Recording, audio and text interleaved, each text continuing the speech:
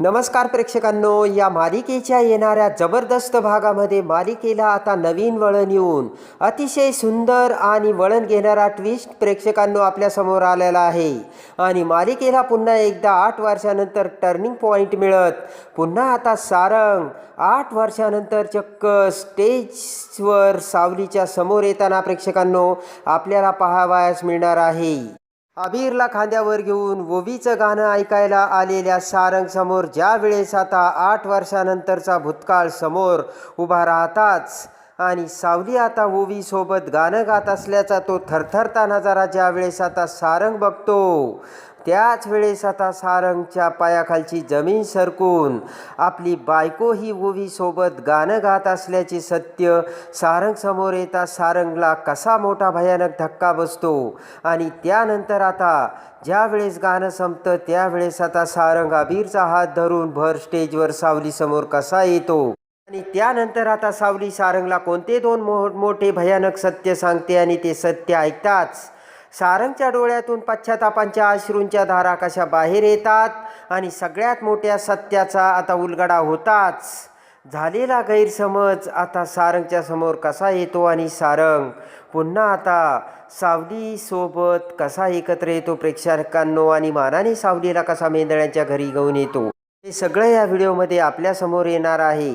तरी आपण या चॅनलवरती नवीन असाल आणि आपण जर आपल्या या चॅनलला सबस्क्राईब केलं नसेल तर सगळ्यात अगोदर आपल्या चॅनलला सबस्क्राईब करा, जेणेकरून या मालिकेची सगळ्यात अगोदर अपडेट आपल्यापर्यंत पोहोचतील. चला तर व्हिडिओला सुरुवात करूयात. त्यामध्ये आता सावली आणि ओवीच्या गाण्याचा कार्यक्रम आणि गुरुकुलमध्ये एक मोठी जुगलबंदी होणार असल्याचे सत्य आता अबीरने सांगितलेले असते. आणि परवा काही जरी झालं तरी सुपर हिरो गाणं ऐकायला यायचंच आणि ओवी ही टीचरसोबत गाणं गाणार असल्याचे आता अबीरने सारंगला सांगितलेले असते.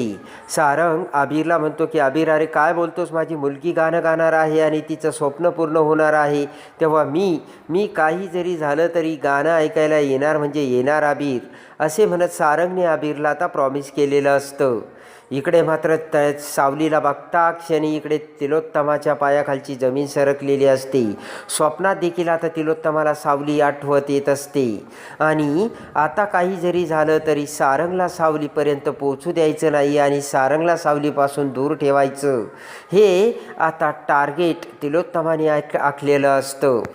पण आता इकडे मोनिकाने गुरुकुलमध्ये सावलीला बघितलेलं असतं आणि सावली जिवंत आहे आणि गुरुकुलमध्ये ही सावली गाण्याचे क्लासेस घेते. हे मोनिकासमोर येताच मोनिकाने आता निश्चय केलेला असतो की काही जरी झालं तरी सावलीला आता मेंदळ्यांच्या घरी घेऊन यायचं, कारण एकटी सावलीच असे प्यादा आहे की जी तिलोत्तमा मेंदळेचा आता खात्मा करून तिलोत्तमा मेंदळेला मात देऊ शकेल. आणि तिलोत्तमाला मात देण्यासाठी एकमेव व्यक्ती म्हणजे सावली असल्याचे आता मोनिका समोर येताच काही जरी झालं तरी सावलीला मेंदळ्यांच्या घरी आणायचंच असा निर्णय इकडे मोनिकाने घेतलेला असतो.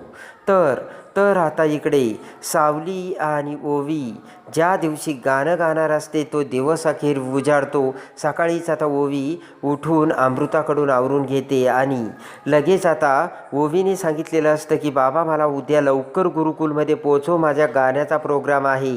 आणि ठरल्याप्रमाणे ओवी आता तिचं सगळं आवरते. तर सारंग ओवीला घेऊन जाऊ लागताच इकडे तिलोत्तमा सारंगला थांबवते आणि म्हणते, सारंग थांब, एवढ्या सकाळी सकाळी कुठे चाललायस? तर आता सारंग म्हणतो की ओवीला जरा बाहेर फिरायला घेऊन जायचं आहे. आज आम्ही सेलिब्रेशन करणार आहोत आणि दोघेही आजचा दिवस एकत्र घालवणार आहोत.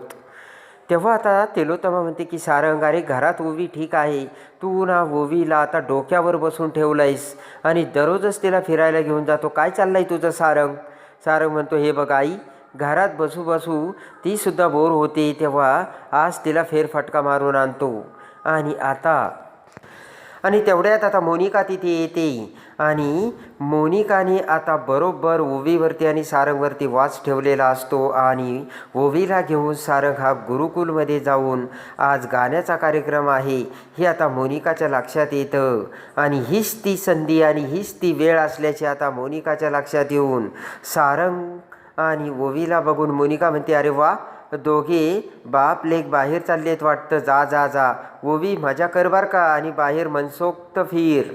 कारण मोनिकाला माहिती असतं की आता सारंग हा ओवीला घेऊन आता गुरुकुलमध्ये चालला आहे आणि तिथेच सारंगने जर सावलीला बघितलं तर नक्की दोघांमध्ये बॅचअप होऊन सावली मेंदळ्यांच्या घरी येऊ शकते आणि सारंग सावलीला घरी घेऊन येईल. आणि हीच ती संधी आहे की तिलोत्तमा ज्या वेळेस सावलीला घरात बघेल त्याच वेळेस ती अर्धमिली झालेली असेल. आणि लगेच आता सारंग ओवीला घेऊन गाणं ऐकायला बाहेर पडतो.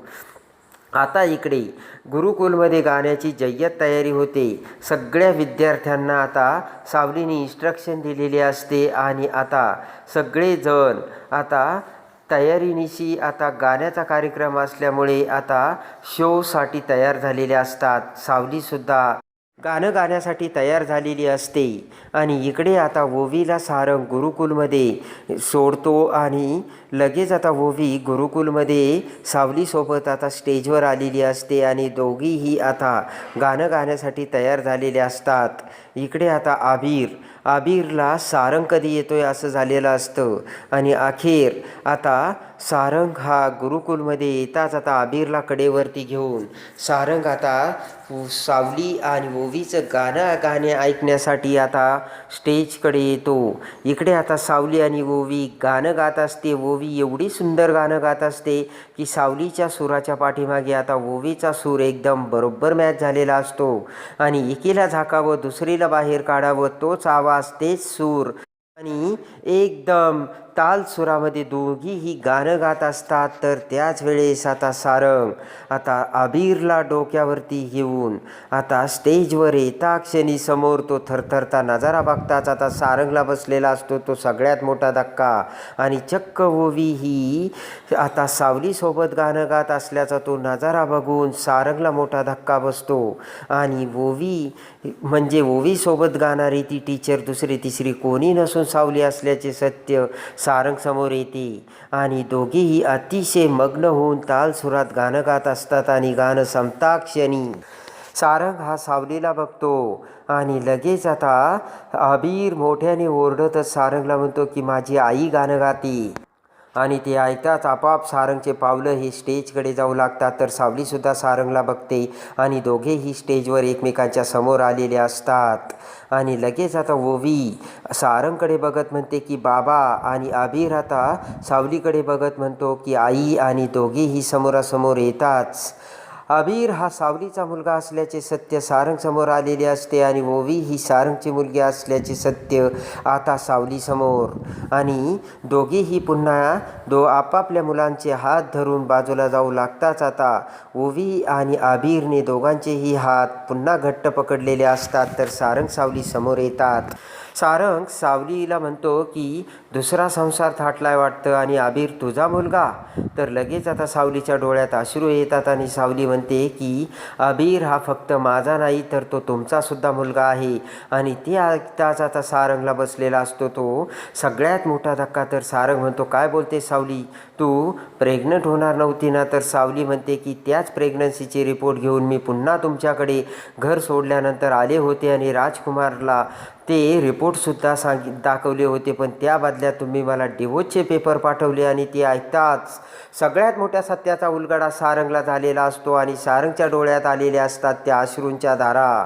सगळ्यात मोठा गैरसमज होऊन आपल्याला प्रेग्नन्सीच्या नावाचे पेपर्स नाही तर डिवोर्सचे पेपर पाठवले होते असे आता सारंग सावलीला बोलतो. तर सावली म्हणते हे खोटं आहे आणि सगळ्यात मोठ्या सत्याचा आता सावलीने उलगडा केलेला असतो. आणि मी प्रेग्नंट होते आणि तेच प्रेग्नन्सी रिपोर्ट मी राजकुमार सरांकडे तुम्हाला दाखवायला दिले पण तुम्ही मला डिवोर्सचे नोटीस पाठवली.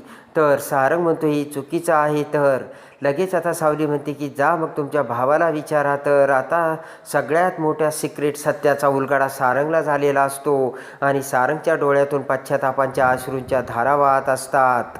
तर आता भयानक सत्य राजकुमारचे समोर येताच आणि सावलीने त्या सत्याचा उलगडा करताच राजकुमारचा खेळ खल्लास करून सारंग कसा आता सावलीला पुन्हा एकदा मेंदळ्यांच्या घरी आणतो तिलोत्तमाच्या नाकावर टिच्चून मेंदळ्यांची मोठी सून म्हणून मानाने मिरवत सारंग आता पुन्हा कसा सावलीचा होतो. प्रेक्षकांनो, हे बघण्यासाठी आणि या मालिकेच्या डेली अपडेटसाठी आपल्या चॅनलला लाईक करा, सबस्क्राईब करा.